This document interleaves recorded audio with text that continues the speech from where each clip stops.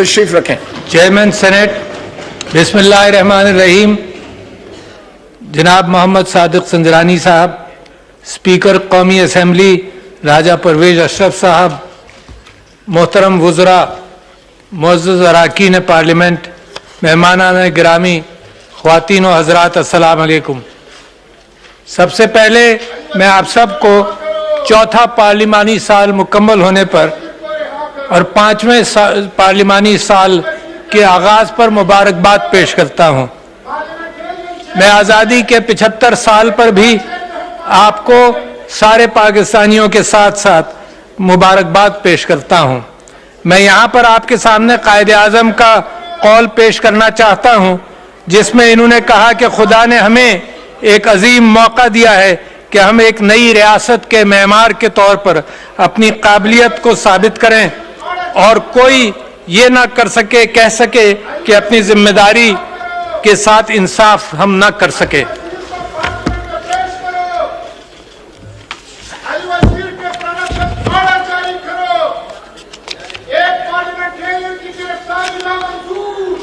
मैं आपके सामने इन बातों के साथ साथ सबसे पहले पाकिस्तान का सबसे अहम मसला जो इस साल हमारे लिए बड़ी मुश्किल बना, वो है सैलाब।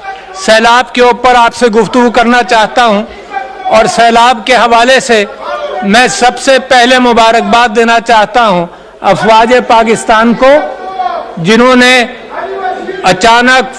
अचानक इस मुश्किल में उतर कर शहादतों समेत लोगों की मदद फरमाई, लोगों की मदद की।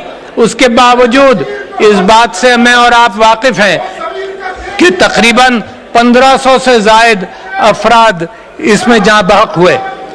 इसके साथ साथ मैं ये भी कहना चाहता हूँ कि हुकूमतें, प्रोविंशियल गवर्नमेंट्स, फेडरल गवर्नमेंट और उसके साथ साथ NDMA, PDMAs, NGOs, सब ने जिस अंदाज से उतर कर सैलाब ज़दगान की मदद की, मैं उस पर भी उनका शुक्रिया अदा करना चाहता हूं कि अगर ये इस अंदाज से काम ना किया जाता तो जानी नुकसान भी ज़्यादा होता और उसके साथ साथ इस बात का भी इम्कान है कि माली नुकसान भी बहुत ज़्यादा होता।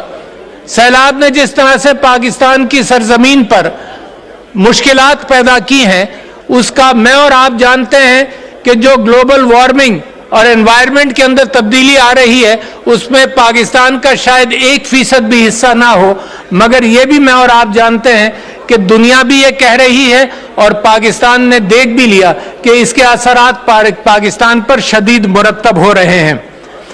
मैं जिन एजेंसीज ने मदद की उसकी भी तारीफ करना चाहता हूँ। हुकूमत पाकिस्तान ने जिस अंदाज से काम किया, जिस अंदाज से DISP ने लोगों तक रकूमात पहुंचाई, मैं समझता हूं कि उसकी तारीफ भी जरूरी है। इंटरनेशनल फोकस भी सैलाब पर आया है और UN सेक्रेटरी जनरल साहब ने पाकिस्तान का दौरा भी किया और हवाई जहाज के अंदर भी उन्होंने वहां पर जाकर खुद देखा और शुरू में जो एस्टिमेट का ऐलान किया, उसके बाद उस एस्टिमेट के हवाले से वो मजीद उन्होंने आज 800 मिलियन डॉलर से ज़्यादा एस्टिमेट का रिक्वेस्ट किया है दुनिया के साथ। मैं समझता हूं कि दुनिया को इस बात का एहसास होना चाहिए था और दुनिया को एहसास है, मौजूद है। इसी अंदाज से अमेरिका से एक कांग्रेशनल डेलीगेशन आया जिसकी क़यादत शैला जैक्सन साहिबा ने की। उस क़यादत के अंदर उन्होंने भी खुद यहाँ पर आकर देखा कि सैलाब ज़दगान से कितना नुकसान हुआ और उस नुकसान की बुनियाद पर जो अल्फाज यहाँ पर उन्होंने कहे, वही अल्फाज जाकर जो बाइडेन साहब ने भी उन अल्फाज को इस्तेमाल किया। मैं एक चीज़ की तरफ आपकी तवज्जो दिलाना चाहता हूँ कि पाकिस्तान कायदे आज़म मोहम्मद अली जिन्ना ने पाकिस्तान बॉय स्काउट और पाकिस्तान गर्ल्स गाइड्स की दाग बेल डाली और ये खुद वो चीफ बॉय स्काउट पाकिस्तान के बने और फातिमा जिन्ना मोहतरमा को गर्ल्स गाइड का चीफ बनाया। मैं समझता हूं कि यह मौका पाकिस्तान को इस बात पर तवज्जो देने का है کہ ऐसे हमारे नौजवान तैयार रहें कि मसाइल के वक्त वो मैदान में उतर सकें। तो लिहाजा एनडीए में पाकिस्तान रेड क्रॉस, पाकिस्तान के बॉय स्काउट्स और गर्ल गाइड्स का वो हरावल दस्ता तैयार होना चाहिए कि वो मदद कर सके।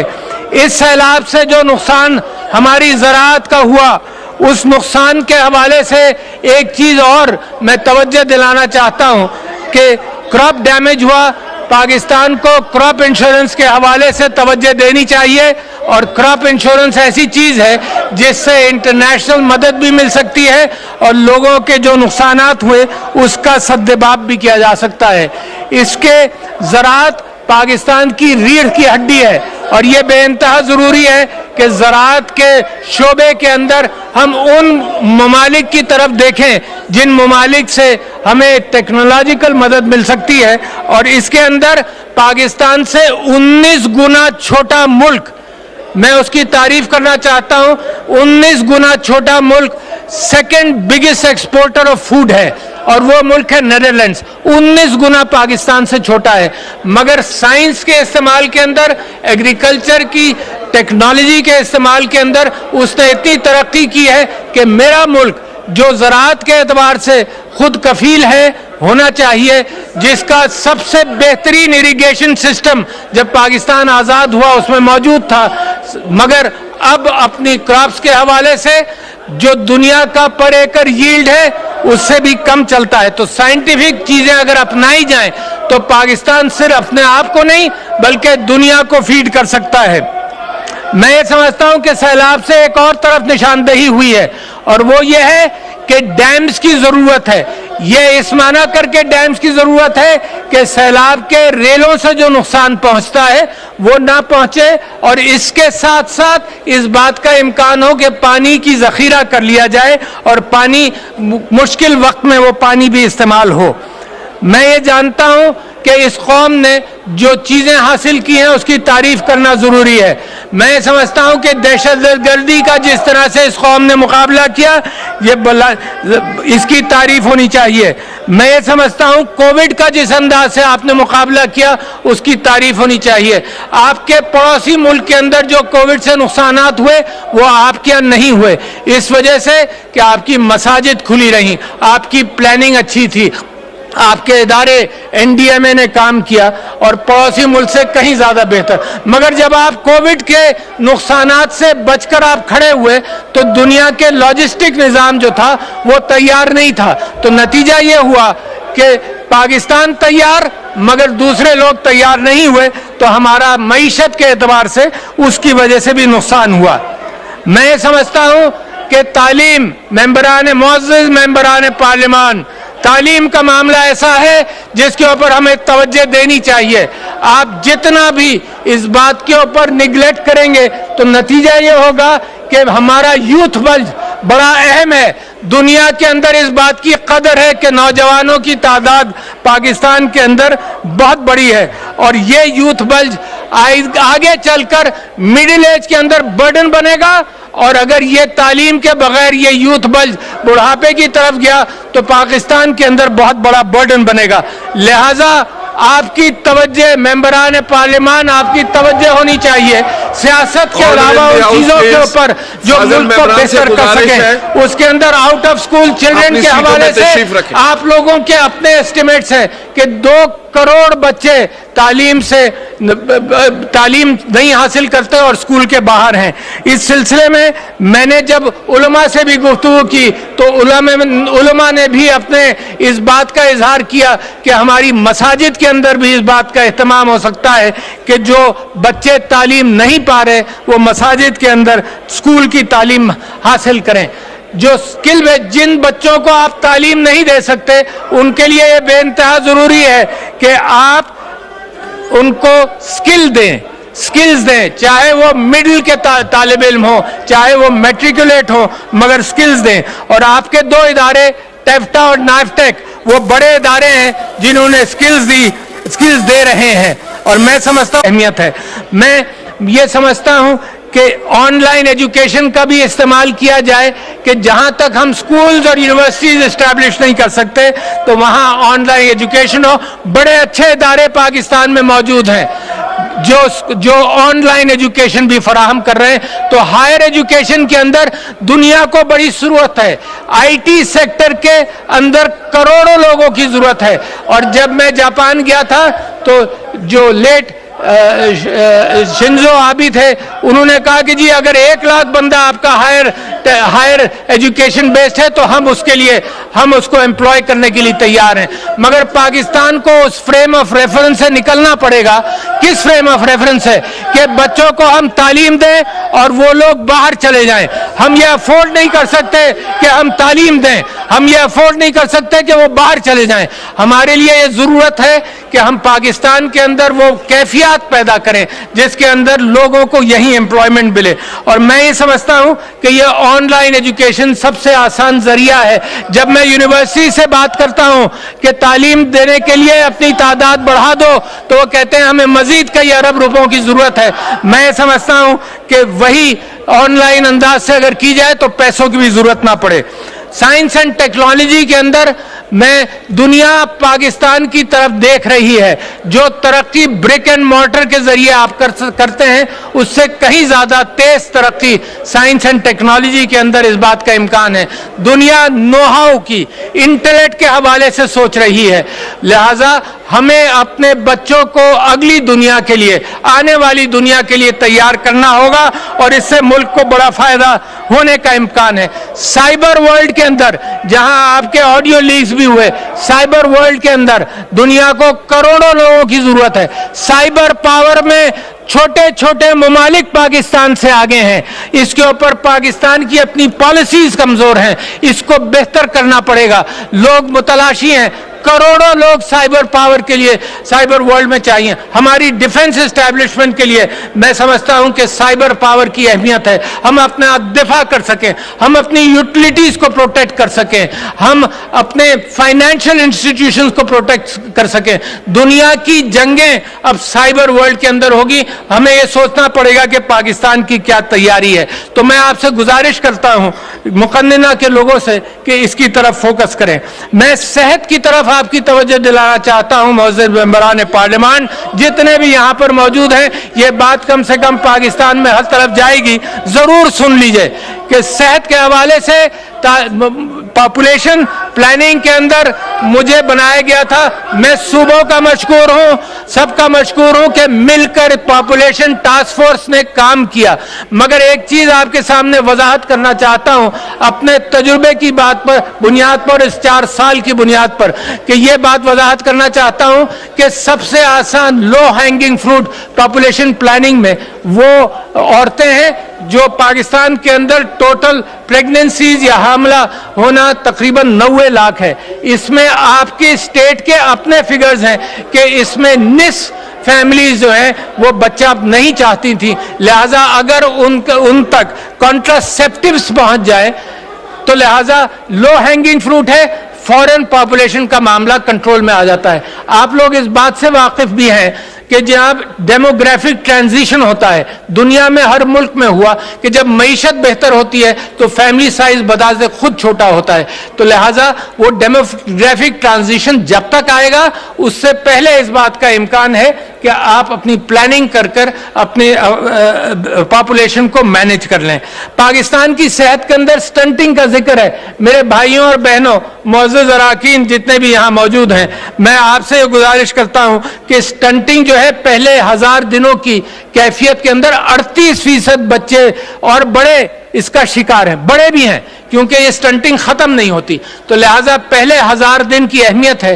पहले 1000 दिन के अंदर मां का दूध और अच्छी ग़िज़ा बेइंतहा जरूरी है। स्टंटिंग से जहनी सलाहियत पर भी असर पड़ता है। तो लिहाजा उसके लिए मां का दूध, ब्रेस्ट फीडिंग बेइंतहा जरूरी है। कुरान के अंदर अल्लाह ताला फरमाता है सुब्हानहू तआला कि जब आप 2 साल तक ब्रेस्ट फीडिंग करो। WHO ये कहता है कि 6 महीने, शायद आपको भी ये मालूम नहीं था कि 6 महीने तक पानी भी नहीं पिलाओ बच्चों को और कोई ग़िज़ा भी मत दो, सिर्फ ब्रेस्ट फीडिंग करो। तो मैं समझता हूँ इसके अंदर हमारी इस्लामी अल्लाह के अहकामात हमारी बड़ी मदद कर सकते हैं। जो मेल न्यूट्रिशन का हाल है میں BISP اور احساس کی تعریف کرتا ہوں کہ وہ میل نیوٹریشن کو قابو کرنے کے لیے پیکٹس بھی دیتے ہیں، اور جو واپس خالی پیکٹس لے کر آتی ہیں خواتین تو ان کو جی BISP کا میں نے ذکر کیا، تو ان کو اس میں پیکٹس کے پیسے بھی دیے جاتے ہیں۔ میں یہ کہتا ہوں کہ پاکستان کی قوم ہر چیز کا علاج نہیں کر سکتی، اتنے جی میں نے کہا، آپ سے عرض کیا، اب دوبارہ کہہ دیجئے، آپ بہت اچھا کر رہے ہیں۔ میں آپ سے یہ کہہ رہا ہوں کہ یہ جو پاکستان کے اندر ہم علاج نہیں کر سکتے، ہماری قوم اتنی رئیس نہیں ہے کہ بیماریوں کا علاج کریں، کوئی قوم دنیا کی اتنی رئیس نہیں ہے کہ ساری بیماریوں کا علاج کرے، لہذا پریونشن کی طرف جاتے ہیں۔ اور آپ نے دیکھا کہ پریونشن کے حوالے سے ہمیں محنت کرنی پڑی کیونکہ ہم علاج افورڈ ہی نہیں کر سکتے۔ ہیپاٹائٹس آپ کے 9% ہے، اچھا ہیپاٹائٹس کا علاج کرنے جائیں تو مصر کے اندر ہیپاٹائٹس 13% تھا، کئی ارب ڈالر خرچ کر کے اس کا علاج ہوا، مگر ہم اس کو پریونٹ تو کر سکتے ہیں کہ انجیکشنز کے حوالے سے اس کی تعداد کم کریں اور کنٹامینیشن نہیں کریں۔ اسی طرح سے کمیونیکیبل ڈیزیزز جو ایک انسان سے دوسرے انسان کو لگتی ہیں، اس کے حوالے سے کووڈ آپ نے دیکھا کہ کووڈ کے اندر آپ نے اسلامی طریقہ کار بھی اپنایا کہ ہاتھ دھوئے اچھی طرح سے، طہارت کا انتظام کیا۔ اللہ تعالیٰ فرماتا ہے کہ طہارت نصف ایمان ہے، جب نصف ایمان ہے تو اس کے اندر کتنا فائدہ یہ کہ کمیونیکیبل ڈیزیزز، ڈیسینٹری، ڈائریا، یہ سب بھی نہیں ہوتا، اور کووڈ کے اندر بھی مدد ملی۔ تو طہارت کا کانسیپٹ ہماری صحت کے لیے بہت اس کو بہتر کر سکتا ہے۔ نان کمیونیکیبل ڈیزیزز، ڈائبٹیز اور ہارٹ ڈیزیزز یہ بھی بڑھ رہی ہیں۔ ایک عجیب معاملہ ہے، ایک طرف ہمارے بچے ہیں جن تک ہم پوری غذا نہیں پہنچاتے، اور ایک طرف وہ لوگ ہیں جو اوبیس ہیں یا موٹاپے کا شکار ہیں، جہاں زیادہ غذا کھائی جا رہی ہے۔ تو لہٰذا اس کے اندر دونوں طرف کام کرنا پڑے گا کہ یہ بھی بہتر ہو۔ آپ نے پولیو پر کافی حد تک قابو پایا ہے، ضرور بیچ بیچ میں سیٹ بیک ہوتا ہے، مگر ایک بہت بڑا فائدہ ہوا۔ فائدہ یہ ہوا کہ پولیو کے لیے جو گاڑیاں آپ نے تیار کی تھیں، انٹلیکچوئل اور سروس سسٹم، وہ کووڈ میں کارآمد ہوا۔ تو میں یہاں Bill Gates, Melinda and Bill Gates Foundation کا بھی شکریہ ادا کرتا ہوں، اور دنیا کے ان اداروں کا شکریہ ادا کرتا ہوں جو ہمارے ساتھ اس میں کام کرتے رہے۔ آپ نے کووڈ میں جو کام کیا وہ بھی قابل تحسین ہے، میں نے آپ سے پہلے ذکر کیا، اس میں علماء اور قوم سب نے مل کر یہ کام کیا۔ میں ایک بڑی چیز کی طرف آپ کی توجہ دلانا چاہتا ہوں کہ پچھلے دنوں میں نے human rights commission of Pakistan کی ایک رپورٹ پڑھی جو اگست کی رپورٹ ہے۔ اس کے اندر انہوں نے یہ کہا کہ 24% سٹریس کی، مینٹل سٹریس، ذہنی تناؤ کا پاکستان شکار ہے، 24% لوگ شکار ہیں اس بات کے۔ دنیا میں یہ فگر تقریباً 44% ہے۔ مگر جو پریشان کن بات ہے جو آپ کے سامنے رکھنا چاہتا ہوں وہ یہ کہ اگر 24% اس کے شکار ہیں اور اس کے سمٹمز آپ دیکھتے رہتے ہیں، یعنی آپ نے اللہ اکبر، اللہ اکبر، اللہ اکبر، اللہ اکبر، اشہد ان لا الہ الا اللہ،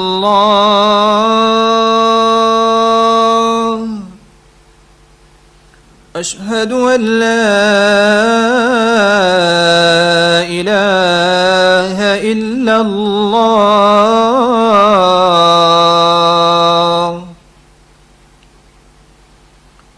اشہد ان محمد رسول اللہ،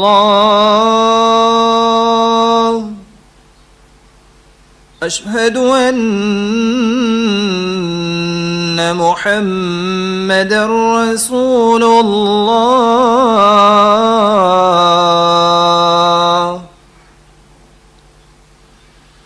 حی علی الصلاة،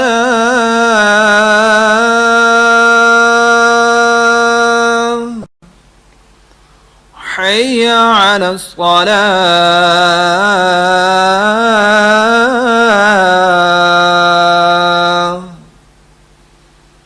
حی علی الفلاح،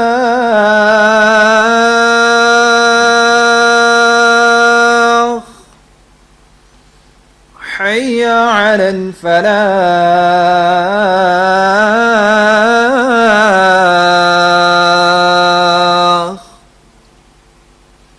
الله أكبر الله أكبر لا إله إلا الله.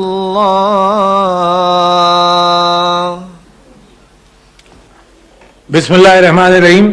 मैं एक चीज आपसे कहना भूल गया, वो ये कि जहां हम प्रिवेंशन की बात कर रहे हैं और बीमारियों से बचाव की बात कर रहे हैं, वहां ब्रेस्ट कैंसर की जल्दी तशखीस सेल्फ एग्जामिनेशन के जरिए बहुत सारी अमवात को बचा सकता है, और मैं समझता हूं वो भी एक प्रिवेंशन की वहां भी जरूरत है. तो मैं आपसे जहनी बीमारियों का जिक्र कर रहा था.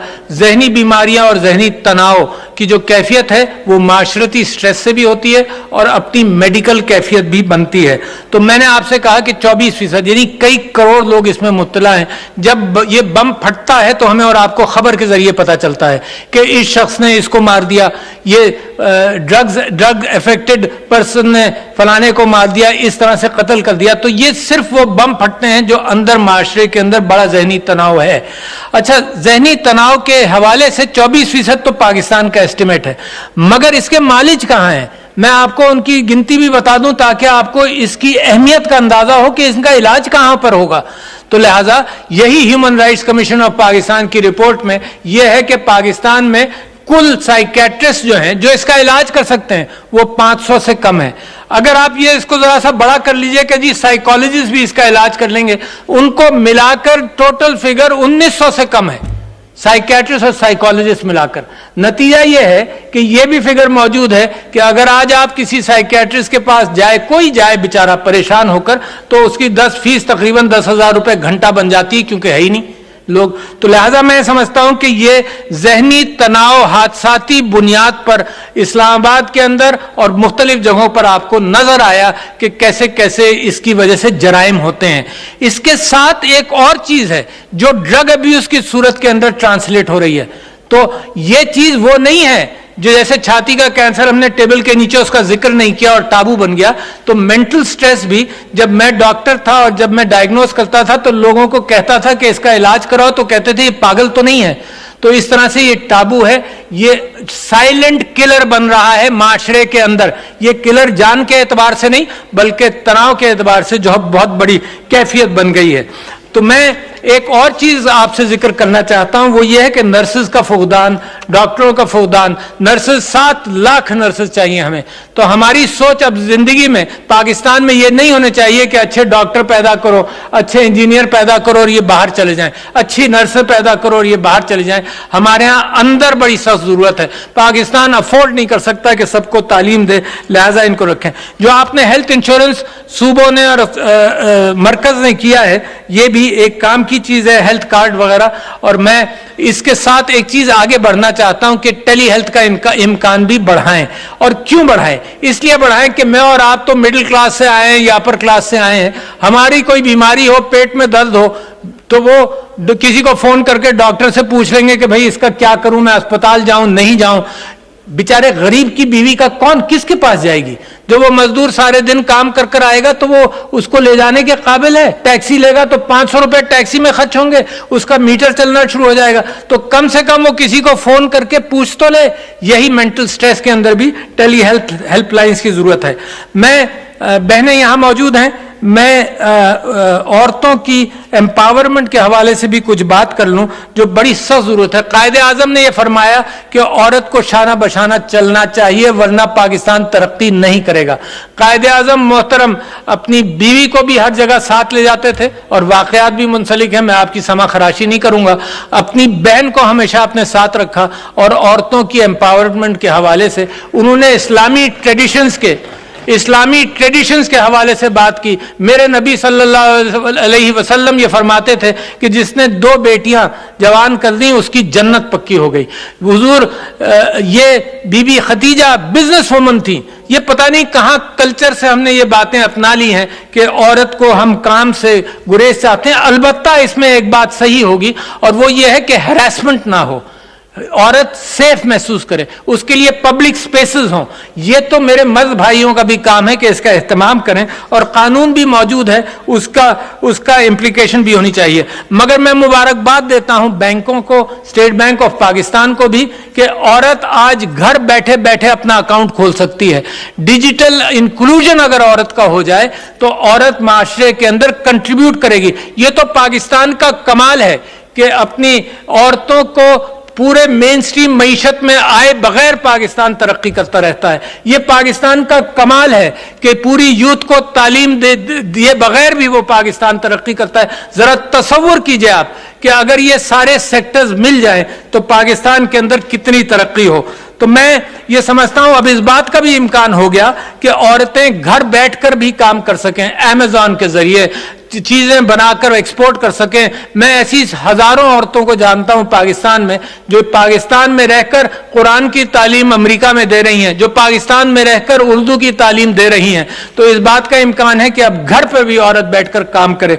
तो लिहाजा इस पर तवज्जो की जरूरत है। पूरा का पूरा सेक्टर, कभी कभी तालीम पाकर डॉक्टर घर बैठ जाती हैं, उनको कम से कम यह एहसास दिलाना चाहिए हमें, उनके मर्दों को भी और उनके माँ बाप को भी, कि देखो माशरा सेफ है, मगर सेफ बनाना आपका काम है। माशरा सेफ है, औरतों के लिए रास्ता खोला जाए। मैं मईशत पर गुफ्तगू कर लूं, बहुत जरूरी है, क्योंकि कोविड से आप निकले और फिर इंटरनेशनल लॉजिस्टिक्स जब आपके काम नहीं आई तो मसाइल पैदा हुए, महंगाई हुई, फिर यूक्रेन के अंदर जो जंग हुई, पाकिस्तान अमन चाहता है, मगर यूक्रेन के अंदर जो जंग हुई उसके अंदर दुनिया की मईशत के ऊपर मुख्तलिफ अंदाज से असरात मुरतब हुए।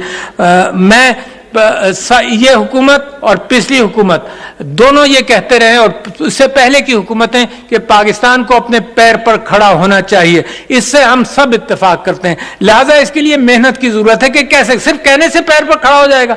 जखायर, ऐसे कोई तेल के जखायर पाकिस्तान में नहीं है, मगर जमीन मौजूद है, सोना मौजूद है।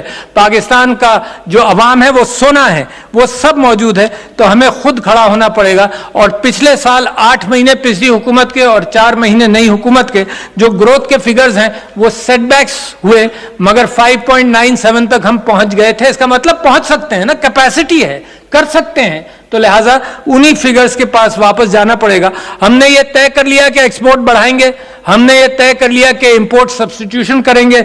ये जो बैलेंस है इसको भी हमें कोशिश करके ठीक करना पड़ेगा। मैं समझता हूं कि IMF के साथ जो माहिदा हुआ मुनासिब हुआ, इसके नतीजे में दूसरे लेंडर्स भी आगे बढ़े, इसके नतीजे के अंदर हमारे दोस्त ममालिक ने भी फंड्स रोल ओवर किए। तो मैं समझता हूं ये जरूरी है, मगर इसके साथ साथ पॉलिटिकल स्टेबिलिटी भी जरूरी है, जिसका मैं बाद में जिक्र करूंगा। महंगाई आप वाकिफ है, मुझे कुछ कहने की जरूरत नहीं, मगर कमर तोड़ महंगाई के लिए हुकूमत ही मेहनत करेगी। और यूटिलिटीज इंशाल्लाह सोलर की तरफ जैसे जाएंगे तो यूटिलिटीज की कॉस्ट भी कम हो जाएगी। जो डॉलर रुपी पैरिटी है वो भी परेशान कुन यूं है कि हर चीज की महंगाई उससे शुरू हो जाती है। तो इंशाल्लाह इसके ऊपर भी काबू पाया जाएगा।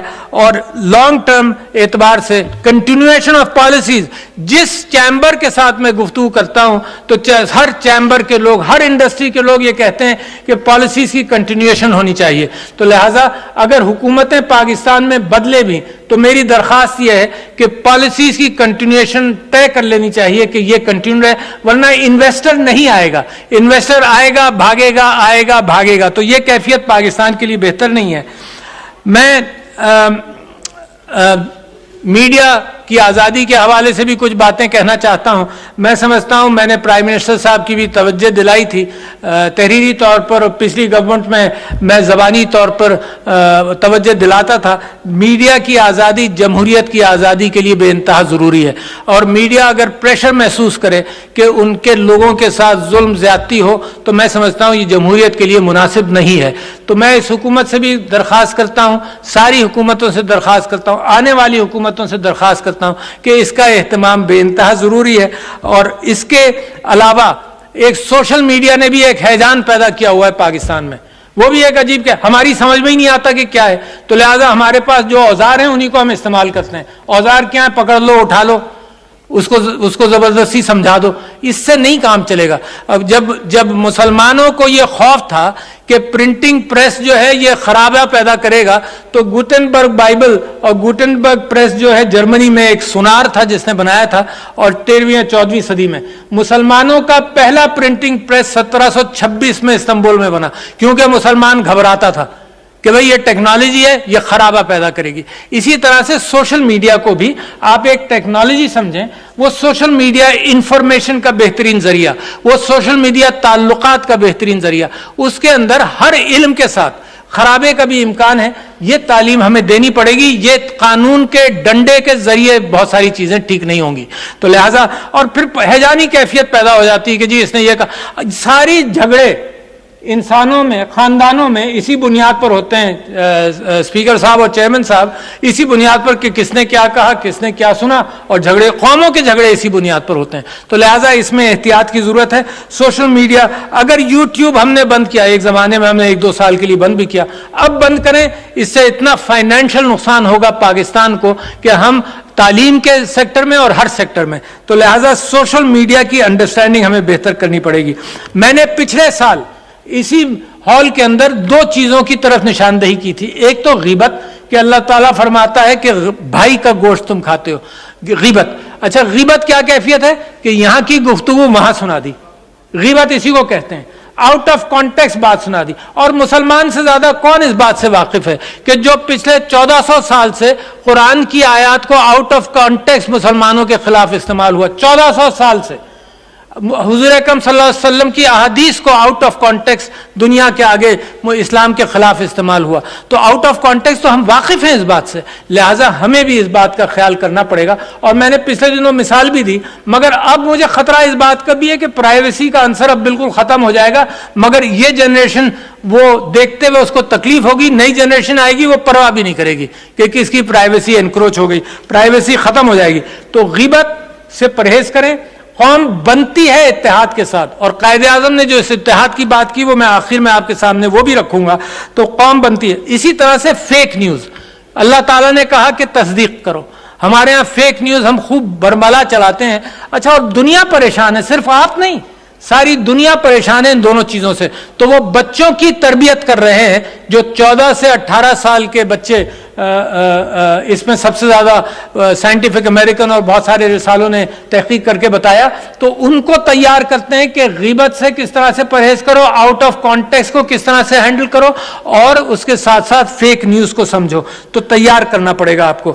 آڈیو اور ویڈیو لیکس میں اپنی زندگی میں کبھی نہیں سنتا تھا۔ کوئی مجھے کہتا تھا جی میرا دوست کہ جی میں نے اس کی بات ٹیپ کر لی، میں کہتا ہوں میرے کانوں کے لیے نہیں ہے، بہت ساری باتیں میرے کانوں کے لیے نہیں ہے۔ میں جس انداز سے اپنے دوستوں سے گفتگو کرتا ہوں وہ وہی انداز میری ماں کو سنا دیا جائے تو وہ کہے گی، مرحومہ وہ کہتی کہ یہ بچہ بھی میرا نہیں ہے اگر اس انداز کو سنا دیا جائے۔ تو جو چیز جس کے کانوں کے لیے ہے فی الحال اسی پر ہمیں چلنا چاہیے۔ میں سمجھتا ہوں حکومت نے ایک اچھا کام کیا ہے کہ اس کی تحقیقات تو کریں کہ ایسا نہ ہو، ورنہ باہر سے آنے والے لوگ بھی کیا بات کریں گے اگر ان کو اس بات کا خطرہ ہوگا۔ میں فارن افیئرس کی طرف آنا چاہتا ہوں۔ ہم سمجھتے ہیں کہ ہماری پاکستان کی اور چائنا کی دوستی بڑی مستحکم ہے، اور جو بات ہم بار بار کہتے ہیں کہ آل ویدر فرینڈشپ ہے، اور ہم یہ کہتے ہیں کہ یہ پہاڑوں سے اونچی اور سمندر سے گہری دوستی ہے، اور یہ جو ہم کہتے ہیں کہ دنیا کے اندر دوستیاں ویسٹڈ انٹرسٹ کے ساتھ ہوتی ہیں، میں سمجھتا ہوں ہماری چائنا کی دوستی جو ہے وہ اصل دوستی ہے۔ اور چائنا پاکستان اکنامک کوریڈور اس کی بہت بڑی مثال ہے کہ جس کے اندر ہر انداز سے ترقی، پہلے انرجی سیکٹر کے اندر کوآپریشن ہوا، اب ٹریڈ کے حوالے سے، گوادر کے ڈیولپمنٹ کے حوالے سے معاملہ چل رہا ہے۔ اور گوادر پورٹ کی اہمیت کا آپ یہ اندازہ لگائیے کہ آپ کی وجہ سے آپ نے یہ ذمہ داری دی، میں چھوٹا آدمی ایک بڑے عہدے پر ہوں، مگر جہاں بھی میں گیا، جتنے صدور سے، سینٹرل ایشیا کے صدور سے ملا، سب کو اتنی بے چینی ہے کہ گوادر پورٹ فنکشنل ہو جائے، اور سب کو اتنی بے چینی ہے کہ افغانستان کے اندر امن ہو تو اس کے راستے ہماری تجارت ہوگی۔ تو چائنا پاکستان کوآپریشن اور ان کا پاورٹی ایلیویشن پروگرام اور ان کا ہیومن ریسورس ڈیولپمنٹ کے حوالے سے میں سمجھتا ہوں ہماری دوستی اچھی ہے۔ اسی کے ساتھ یہ میں ضروری سمجھتا ہوں کہ ہمارے امریکہ تعلقات انشاءاللہ اب بہتر بھی ہو رہے ہیں، بہتر ہوتے چلے جائیں گے۔ 50 کی دہائی سے یہ تعلقات ہیں، बड़ी करीबी दोस्ती थी, ऊंच नीच इसके अंदर होता रहा है, मगर ये कि हम ये समझते हैं कि हमारी गुड्स का सबसे बड़ी मार्केट भी अमेरिका है, लिहाजा हम अपनी डिग्निटी के साथ ये चाहते हैं कि म्यूचुअल अंडरस्टैंडिंग की बुनियाद पर ये ताल्लुकात बेहतर होते जाएं, और जो हुकूमत इस बात की कोशिश कर रही है, मैं उसको सराहता हूं कि ये अच्छा काम है। मैं यूरोप के अंदर GSP प्लस के हवाले से और यूरोप के सारे ममालिक के हवाले से, हमने यूक्रेन के हवाले से पाकिस्तान की पोजीशन बड़ी क्लियर है कि हम अमन चाहते हैं। हम ये समझते हैं कि यूरोप के अंदर एक्सपोर्ट्स और यूरोप के सारे ममालिक के साथ हमारे अच्छे ताल्लुकात मजीद बेहतर होंगे। सऊदी अरब हमारा दोस्त मुल्क, हमारी ताल्लुकात 1400 साल पुराने, नए नहीं। हमारे हर जरूरत के वक्त सऊदी अरब हमारे काम आया। हम हरमैन शरीफैन की हिफाजत अपनी हिफाजत समझते हैं, अपनी जान कुर्बान करेंगे, और जिस अंदाज से सऊदी इन्वेस्टमेंट भी यहाँ पर आ रहा है, तो हम समझते हैं हमारे मजदूर भी वहाँ जाकर मेहनत करते हैं, तो हम ये समझते हैं ये ताल्लुकात मजीद मुस्तहकम होते चले जाएंगे। तुर्की के साथ देरीना ताल्लुक बड़ा पुराना, 1880 की दहाई के अंदर मुझे याद है कि जब वहां जलजला आया और हमला हुआ, तो यहां से लोग वहां तुर्किया की दफा के लिए भी तैयार हुए और एड भी भेजा करते थे। तो वो ताल्लुकात भी हमारे मजीद मुस्तहकम, रोज बरोज मुस्तहकम होते जाते हैं, रियल फ्रेंडशिप। इसी तरह से अमारात के साथ भी, मैं जिन्होंने अपने फंड्स भी रोल ओवर किए, सऊदी अरब ने भी किए, मैं समझता हूं कि उनके साथ भी हमारे मजदूर भी वहां काम करते हैं, एंड गुड रिलेशनशिप्स। अफगानिस्तान के हवाले से पाकिस्तान का क्लियर पोजीशन यह है कि अमन हम चाहते हैं। हमारे भाई बड़ी मुश्किलात से 40 साल मुश्किलात का शिकार रहे हैं। ये तो आपकी फराखदिली है कि आपने भी उनकी मदद ऐसे की कि 40 लाख महाजरीन 40 साल से पाकिस्तान के अंदर मौजूद रहे। किसी ने ये नहीं कहा कि इनको हटाया जाए, वापस भेजा जाए। और इस वक्त अगर आप दुनिया में देखें तो दुनिया में रेफ्यूजीज को आने नहीं देते, रंग और नस्ल देखकर आने देते हैं। तो आपका तो दिल बड़ा है, यह आपकी ताकत है, यह दुनिया के लिए नसीहत है कि पाकिस्तान के लोग कितने मुखय्यर हैं और कितना इनका अच्छा किरदार है। तो अफगानिस्तान में हम अमन चाहते हैं, और यह भी हम समझते हैं जो इस हुकूमत ने, तालिबान की हुकूमत ने यह कहा था कि उनकी सरजमीन से पाकिस्तान के लिए कोई ऐसी कार्रवाई नहीं होगी, इस पर हम चाहते हैं कि वो भी सब कायम रहे, म्यूचुअल इंटरफेरेंस ना हो, और ये कि वहाँ अमन हो, बच्चियों की तालीम का एहतमाम हो, और एक ब्रॉड बेस्ड हुकूमत भी बन जाए तो अच्छा है। जल्दी दुनिया के अंदर रिकग्निशन भी होगा। FATF से इंशाल्लाह आप निकल जाएंगे। बड़ी मेहनत की है आपने, और मुबारकबाद के मुस्तहिक हैं जिन लोगों ने और जिन हुकूमतों ने, सब ने मेहनत की। हिंदुस्तान का मामला बड़ा अनोखा सा है। कश्मीर आ जाए जिक्र में तो बहुत मुनासिब कि कश्मीर को यूनाइटेड नेशंस रेजोल्यूशन के मुताबिक पाकिस्तान इससे अलग नहीं होगा। इस बात से कश्मीरियों के साथ हम कल भी थे, आज भी हैं और कल भी रहेंगे। मगर हम ये चाहते हैं कि यूनाइटेड नेशंस के रेजोल्यूशन के तहत उसमें वहाँ इंसाफ हो, वहाँ जुल्म और ज्यादती खत्म हो। हम चाहते हैं कि हिंदुस्तान के साथ अच्छे ताल्लुकात हो, मगर कश्मीर एक प्रायोरिटी है जिसको समझ लेना चाहिए। हिंदुस्तान के अंदर एक और कैफियत पैदा हुई जो बड़ी खतरनाक है। हम मुनाफरत की दुनिया से निकले हैं। हमारे यहाँ जो दहशत गर्दी जिस मुनाफरत की बुनियाद पर थी, एक्सट्रीमिज्म था, उससे हम निकले। हम सियासी पोलराइजेशन में तो आए हैं, मगर वैसे रिलीजियस एक्सट्रीमिज्म से निकले हैं। हम ये समझते हैं कि हिंदुस्तान के अंदर जो हिंदुत्व वाली कैफियत है, उससे इस्लामोफोबिया बढ़ा। आपने देखा लेस्टरशायर के अंदर क्या राइट्स हुए, सिर्फ यही नहीं, वो एक्सपोर्टेड इस्लामोफोबिया इंडिया से। आपने देखा कि जो बुलडोजर मुसलमानों के घरों को गिराने के लिए इस्तेमाल हो रहा है, वो सिंबॉलिक अंदाज से न्यू जर्सी के अंदर परेड के अंदर भी वो आया। तो ये इस्लामोफोबिया एक्सपोर्ट हो रहा है और बड़ा खतरनाक है। ये नफरतें 30-30, 40-40 साल चलती हैं, जल्दी खत्म नहीं होती। तो इंडिया तो आग से खेल रहा है। हम समझते हैं कि हम यही कह सकते हैं कि ना करो, क्योंकि हमारे ऊपर असर होता है, हमारे ऊपर इल्जामात भी आएंगे इस बात के। तो मैं ये समझता हूँ कि मैं अक़वाम मुत्तहिदा के में जो पाकिस्तान ने और दोस्त ममालिक ने कोशिश की कि इस्लामोफोबिया डे के हवाले से दुनिया को याद दहानी के लिए कि इस्लामोफोबिया ये नफरतें हैं जिसने यूरोप में भी जंगें इस्लामोफोबिया के हवाले से नहीं, आपस की जंगें भी फोबियास के हवाले से हुई, तो इस्लामोफोबिया को रेजिस्ट कर लिया जाए। मैं चंद बातों का और जिक्र कर दूं। एक तो ये मैं समझता हूं कि करप्शन पाकिस्तान के अंदर आप सब जानते हैं, सब कहते हैं कि है, मगर हम उसको काबू पाने में कोई कसर रखते हैं। वो कसर ये है कि करप्शन के हवाले से हजरत उमर से बात को शुरू करता हूं कि हजरत उमर के ऊपर किसी शख्स ने ये कहा कि जी आपका ये लबादा जो है ये एक चादर से नहीं 2 चादरों से बना है, ये कहां से आई? ये नहीं कहा कि मैं साबित करता हूं कि कहां से आई, ये कहा कि कहां से आई, और हजरत उमर ने जवाब दिया। तो फाइनेंशियल इश्यूज पर दुनिया का अनएक्सप्लेन्ड वेल्थ ऑर्डर, इंग्लैंड का स्विस इलिसिट एसेट्स एक्ट 2010 और 2016 का, ये सब ये कहते हैं कि इस फाइनेंशियल करप्शन के अंदर onus of responsibility to prove कि कहां से आया, ये उसके ऊपर है जिसके पास एसेट्स हों। तो ये नैब को मजबूत करने की जरूरत है, पॉलिटिसाइजेशन रोकने की जरूरत है। ये कि ये इस्तेमाल हो एज अ टूल लोगों को परेशान करने के लिए, इसको रोकना जरूरी है। मगर ये कि आपके यहाँ कोई करप्शन रोकने के एतबार से एक अच्छा आपका इसमें तजुर्बा हुआ, पॉलिटिक्स से हटा लें इसको। मैं अब आता हूं आखिरी चंद, फिर उसके बाद उन्होंने कहा डिसिप्लिन, और फिर तीसरे उन्होंने कहा कि ईमान और इस्तेहकाम आपको हो, मुस्तहकम बिलीफ हो आपको। तो पहले बात की इत्तेहाद की। आज सियासत में वो पोलराइजेशन में देख रहा हूं। इत्तेहाद कायदे आजम ने सिर्फ अवाम के लिए कहा था कि तुम जुड़ जाओ। ये इत्तेहाद की नसीहत तो लीडरान के लिए होनी चाहिए। लीडरान कौम को मुत्तहिद करेंगे तो कौम मुत्तहिद होगी। ये सिर्फ हम लफाजी करते रहे नहीं का, कौम करेगी क्या दुनिया में? अगर इत्तेहाद नहीं होगा तो कौम करेगी क्या? परेशानी रहेगी ना। दुनिया के आगे यही देखते रहेंगे, दुनिया देखती रहेगी। आपको याद है एक जमाने में किसी एक और मुल्क हमारा जो हिस्सा था, वहां पर जब आपस में अफरा तफरी थी तो दुनिया कहती थी बास्केट केस है। तो लिहाजा बेइंतहा जरूरी है कि पोलराइजेशन खत्म हो। इसके लिए लीडरान इस बात के ऊपर मेहनत करें। और ये पोलराइजेशन खत्म कैसे होगा? ये जो कायदे आजम ने कहा था इत्तेहाद, डिसिप्लिन तो बाद में आएगा ना, इत्तेहाद पैदा करें।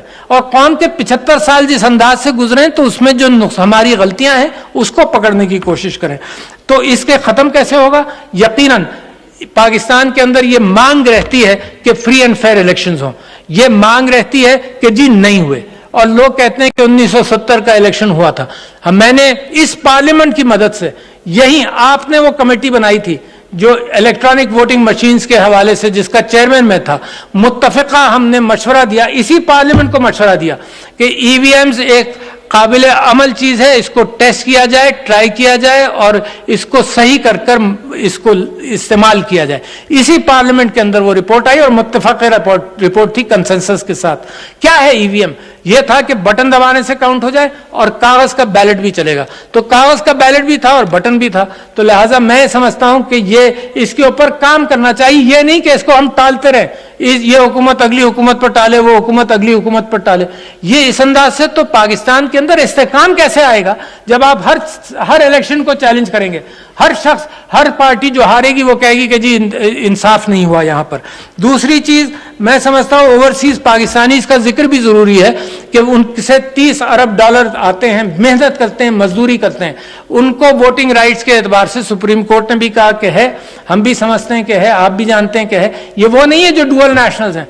डुअल नेशनल्स तो इसमें से बहुत छोटी सी 5 या 10% लोग होंगे, बाकी वो मजदूर हैं जो बाहर जाते हैं, मेहनत मजदूरी कर रकम पाकिस्तान भेजते हैं।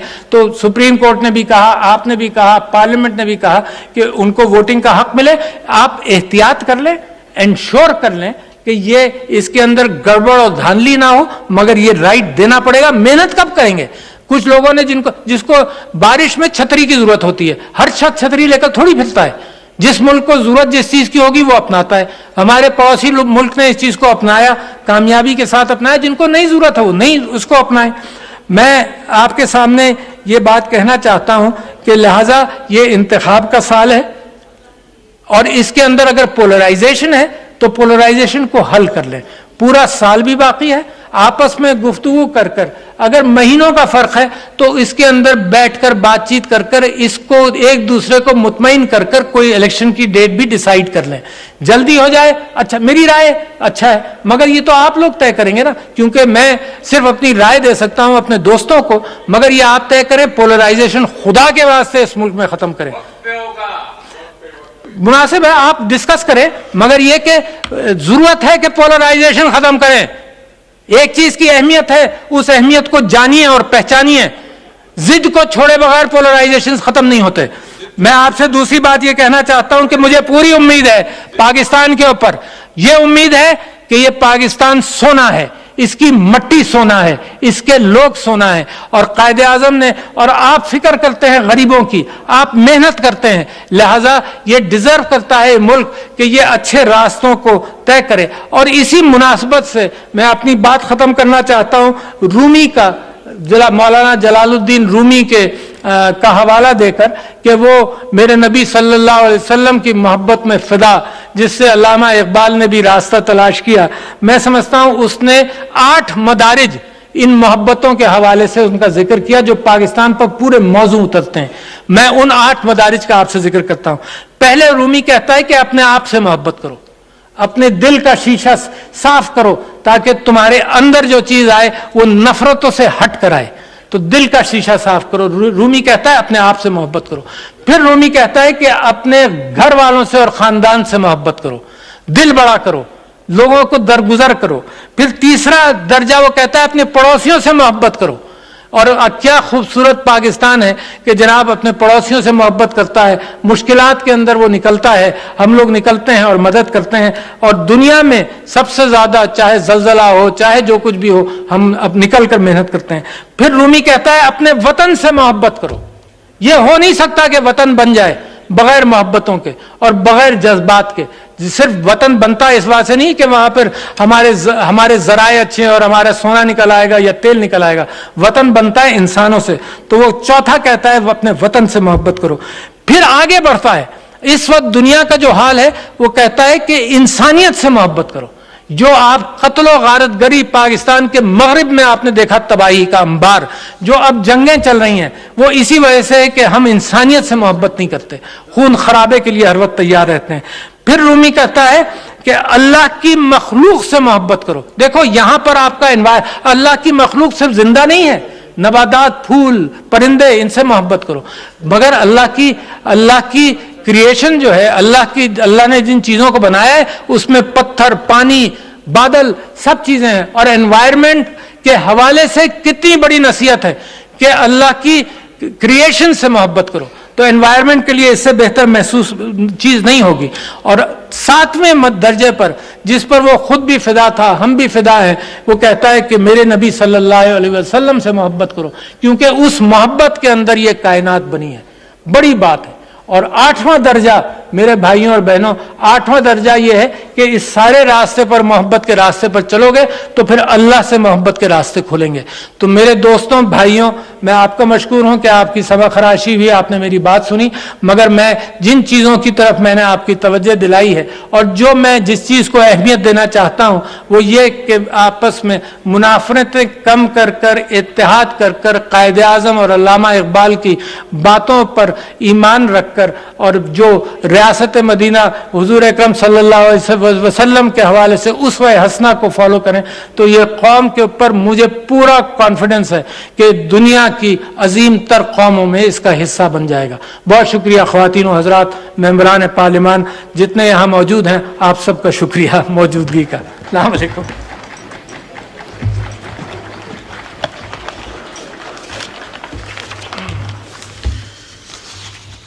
In exercise of the powers conferred by Clause 1 of Article 54 of the Constitution of the Islamic Republic of Pakistan, I hereby prorogue both the Houses of Parliament assembled together on the conclusion of the sitting on 6th October 2022, Dr. Arif Alvi, President of the Islamic Republic of Pakistan.